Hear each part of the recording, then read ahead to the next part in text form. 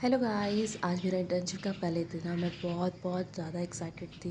लेकिन ये मुझे क्या पता था, मेरी एक्साइटमेंट में सारा पानी और ओस फिरने वाली है। मैं जैसे तैसे वहाँ पर पहुंची। फिर वहाँ पर जाके मुझे पता चला मेरी प्लेसमेंट हुई है दूसरे कैंपस में। मैंने जूस भी एक किस्म नाश्ता नहीं किया होता।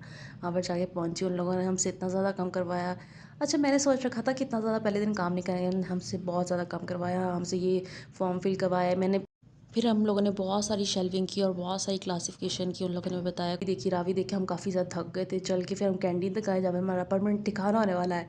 खाना खाया, बर्गर बिल्कुल भी मज़े का नहीं था। जितना रील्स में दिखाया ऐसा है वैसा है, बिल्कुल भी नहीं था। बहुत बोरिंग यूनिवर्सिटी है, खाना भी मज़े का नहीं है।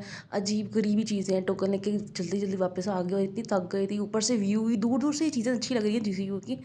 मैंने इंस्टाग्राम की रील की वजह से ये वाली यूनिवर्सिटी सेलेक्ट की थी और मैं इतना रो रही थी। मैं अपनी दोस्तों को याद कर रही थी, कोई भी यहाँ पर नहीं था। उन्होंने मुझे पहले समझाया था वजिया मत जाना मत जाना, लेकिन मैंने सुनी नहीं। अब मुझे बहुत याद आ रही है। ओके, आज के लिए इतना ही, बाय बाय।